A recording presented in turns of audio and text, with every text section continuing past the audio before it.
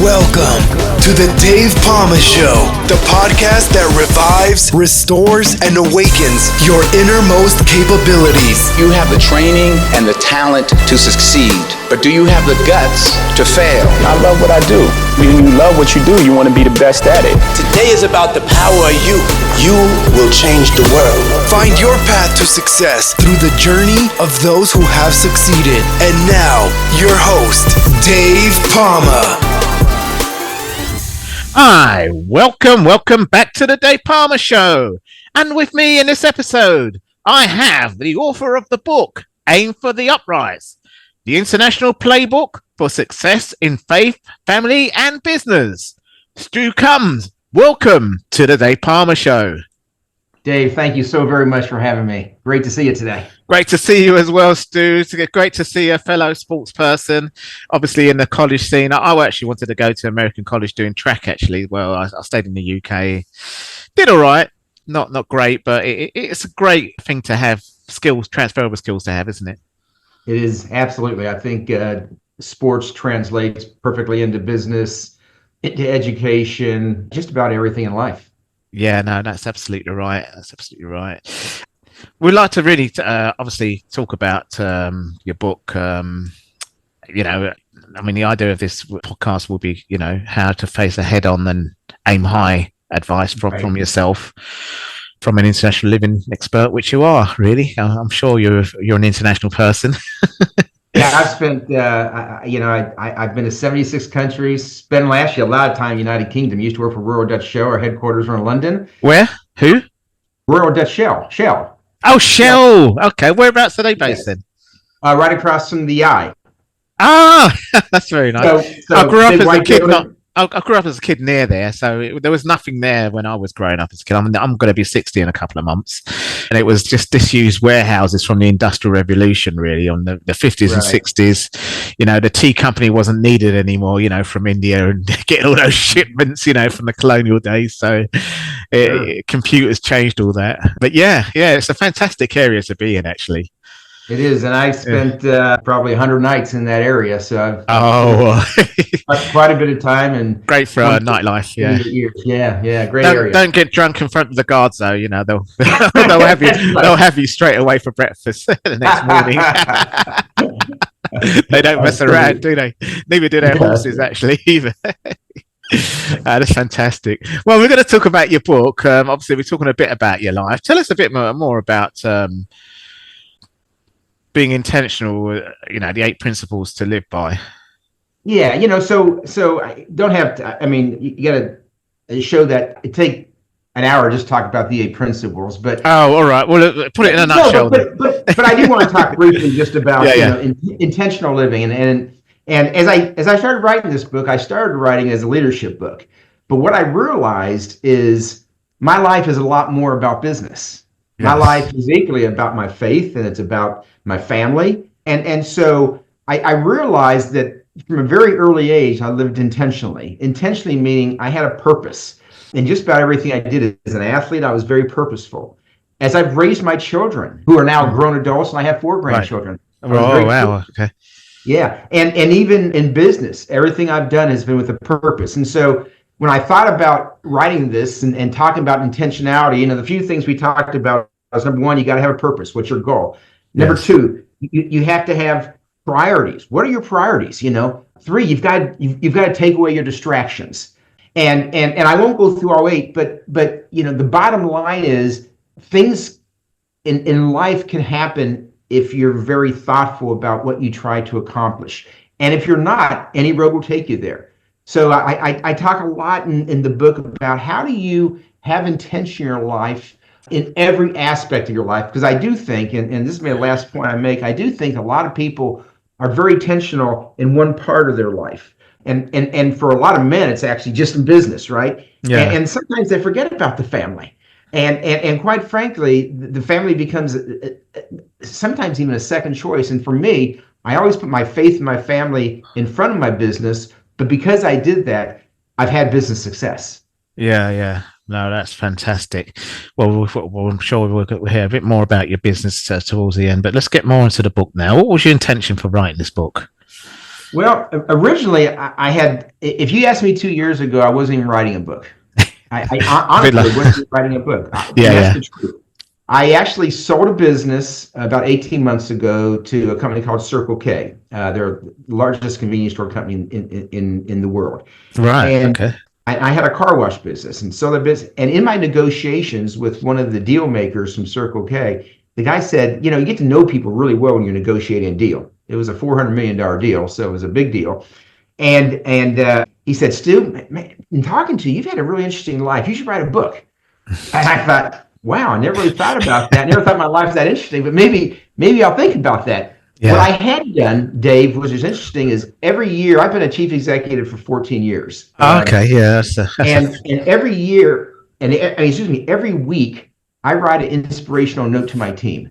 And it may be on integrity, it may be on character, it may be taking lemons and making lemonade out of it, whatever the subject is. And so I had 150 written pages of inspirational notes. And I took those and then, put it together. That came out to be 18 chapters. And it's 18 chapters talking about a lot of different things in my business. Personal. I have a wife that went through cancer, and we talked about her cancer and how we worked through that as a family. Had a son that was also a professional athlete. Oh, wow. And he had four surgeries, and he got addicted to opioids as a result of his last surgery. And so how we dealt with overcoming the addiction. So and each chapter is 18 chapters, and then there's actually a lesson. At the end of each chapter. That's can say, what can I do? What can I learn from these things? So didn't grow up in life thinking I was write a book, but I'm glad, I've never thought about that. And so you've really helped me think through this. And then I'm thrilled to death that I wrote it. Fortunately, I think we've helped out a few more people. And I think it just really helps people think through intentionality in everything they do. Yeah, that's a great thing. I think intentionality is probably the main theme that you bring into this book as well. Absolutely. Yeah. Yeah. Intentionality in all aspects of your life, right? Yeah. I once again, I think that it even surprised me as I started writing this.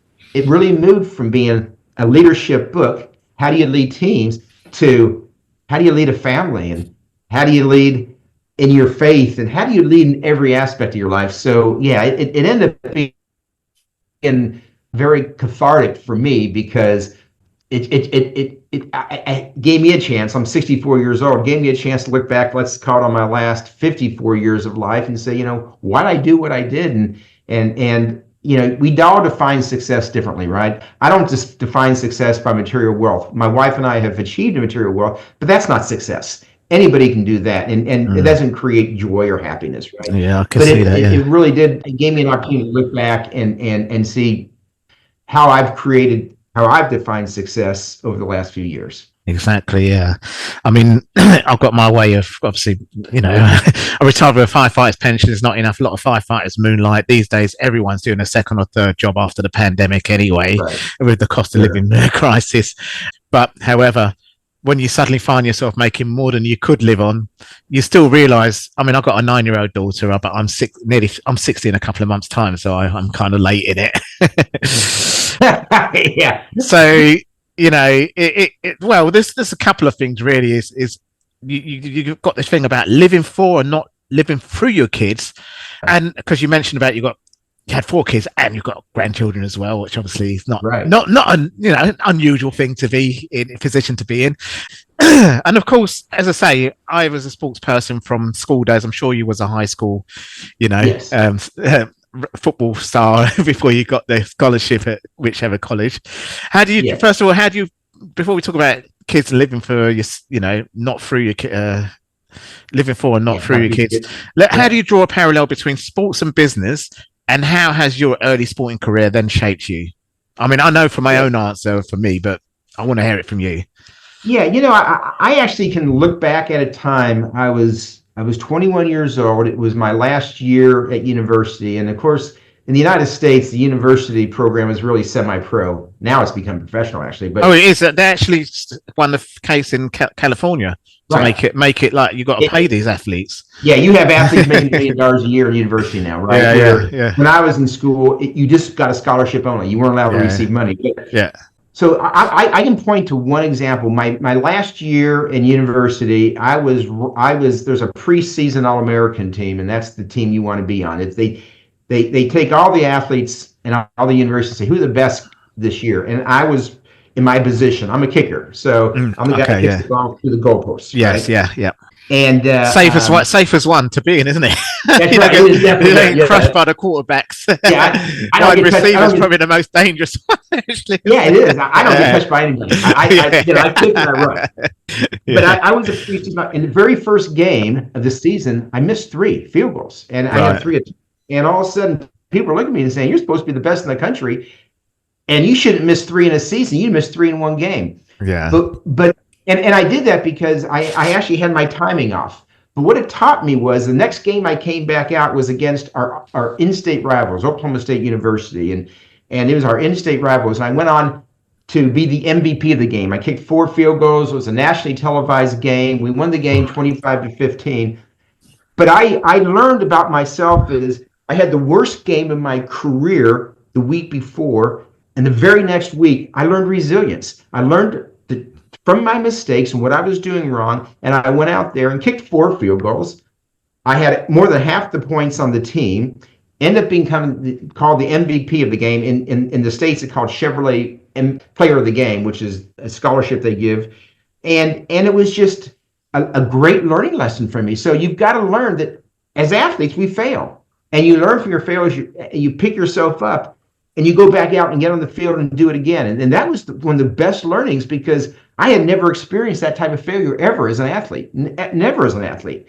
And then the next week I went out and had the very best performance of my life. So from ashes becomes success and great learning for me. Yeah, fantastic. Well, obviously I can go on for ages about my ups and downs and everything else. It's a whole new book you could write on that. It's quite a lot of stuff you've done by the sounds of things. But obviously I have a 9-year-old daughter. It's obviously given me some challenges. Let's put it that way.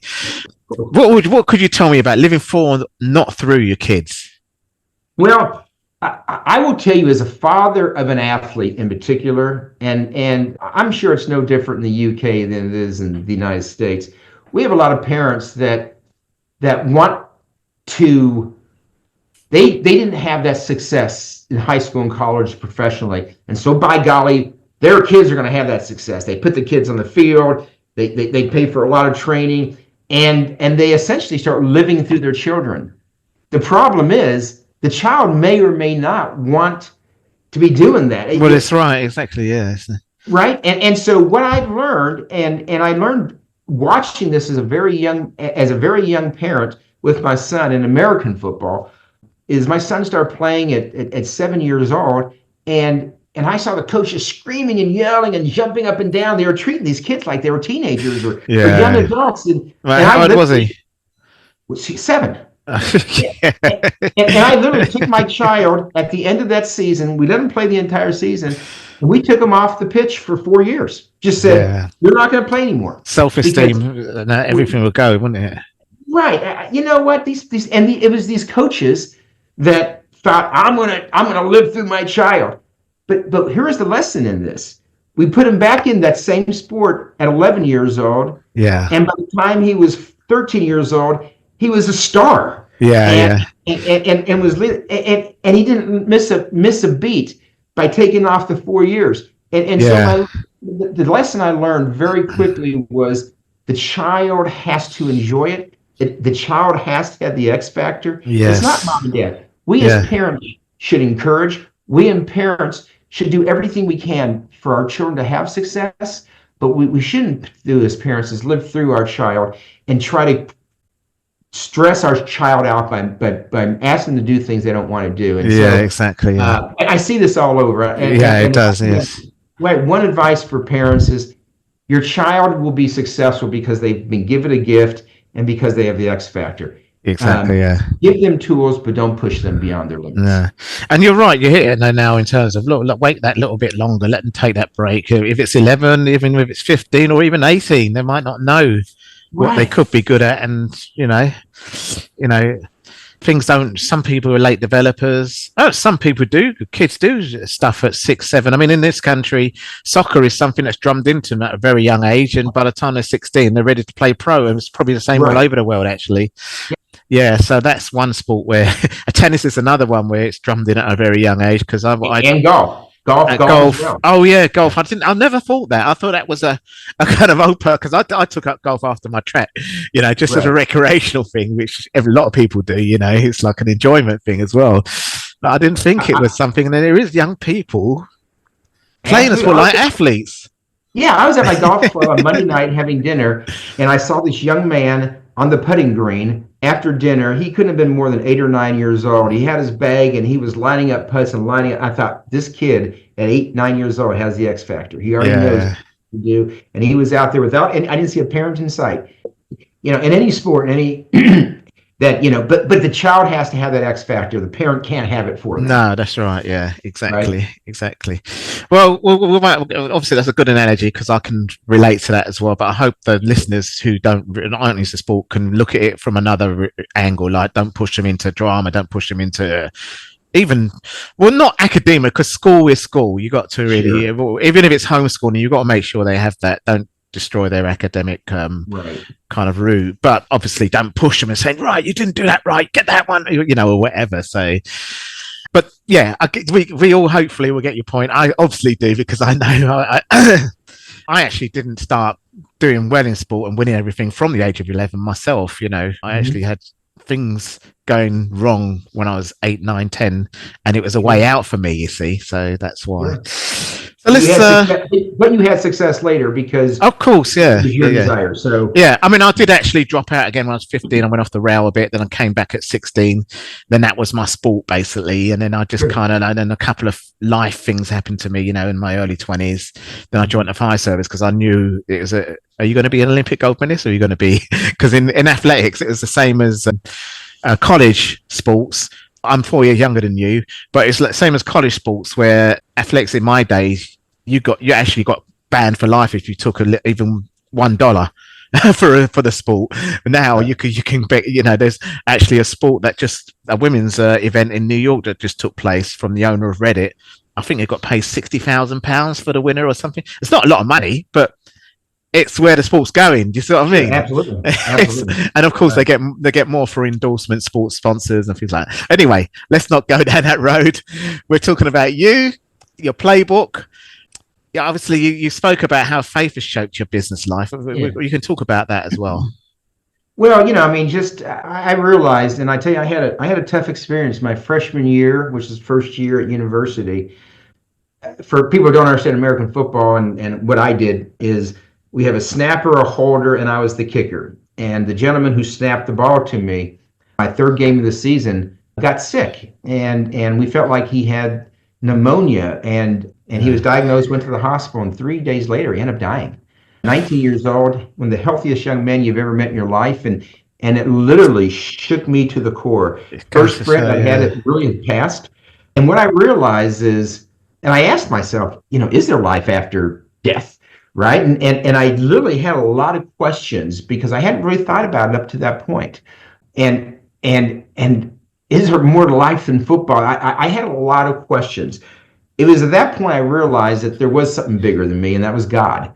And then I came to a faith as a 19-year-old, just saying, I realized there's something bigger than me. There's something more important than me, and that is a faith in the Almighty of this world. And ever since that reckoning that I had in my life, I have tried to live a life of faith and live by the Scripture and try to live out a life that I thought was glorifying and honoring God. Yeah, that's fantastic. I mean, I was raised a Christian myself, obviously from African Caribbean side of my family. And my dad was actually Indian Mauritian, so he didn't heavily preach it, but he was from a Hindu background. So London's very multi-faith these days. You see religions all over. Well, you probably, if you worked in London, you see people from all walks of life there, and that's how it is, But whichever way, there is a strong, thing to have is a belief in faith and guiding you the way, really. It guides me and my family, and I think whatever your faith is, and there's a lot of different faiths out there. Yeah. That faith has been the guiding light for my life. I was 19 years old, and that's been a long time ago. Yeah. Okay, so finally, before we go, what do you think? Who do you think would benefit the most from reading this book? I didn't think about this till after the fact, but somebody that's early in their career to midway in their career. In other words, somewhere in that early 20s to late 40s, because it really talks a lot about raising children. It talks about, how you have a successful marriage, if you want to have marriage, right? Not everybody has to have a marriage. But it talks about, how you progress through a career. So I think it's kind of in that 20 to 50-year-old range that if people are looking for direction in their life, I think this book is a good guiding light for them. And I think it can really add a lot of value to them. And I would encourage people to pick it up. Yeah, fantastic. Well, I mean, it's been a great pleasure speaking to you. We'll probably run out of time soon. So is there anything you could give out, any advice? It sounds like you've got a look. You went through a lot. I've been through a lot myself, but I would have a few advice. I've obviously written a book myself, but it's slightly different to yours, but in a way similar. How would you? Because I mean, I can see here main thing you've done is that you obviously from your professional side of life is that you've worked for big companies like Shell, doing deals. So that takes some. To be in that position. I guess if I had advice for people is when you live a life full.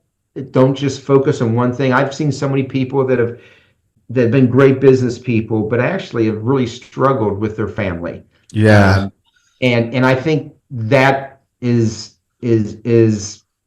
And they look at their life on their deathbed. How many people on their deathbed say, "Gee, I wish I spent more time at the office"? Not many people on their deathbed say that, right? No, it's the other way around, isn't it? It is. I wish I was with my kids more, or something like that. Right. You're absolutely right. And so that's what. If I gave advice to people, is live a life, balanced life, right? Faith, family, whatever your vocation is, and it doesn't matter. I grew up with a mother that was a teacher, father in business, uncle that was a mechanic. I mean, whatever that vocation is, it's part of your life, but it's not your life. Yeah. Your family is part of your life, but it's not your entire life, because there's something, right? And you got to balance all those. And I think I have learned through this life that you can have a great balance. And I've got kids that I adore, grandchildren I adore, wife that I adore, married 40 years. And all these things have been balanced in the right way. So that would be my advice. Exactly. Yeah. Balance. That's perfect, Steve. Well, Steve, I really, it's a great pleasure having the show. And I thank you for coming on the show, sharing your knowledge and your book with my audience today. Yeah. Dave, my pleasure. Thank you so much. That's all for this episode.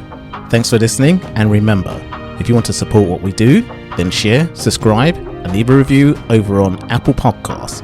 Or head over to my website, davepalmer.com, and click on Rate Show. Well, that's all for now, but I'll see you in the next episode of The Dave Palmer Show. Follow us on Facebook, Twitter, and Instagram.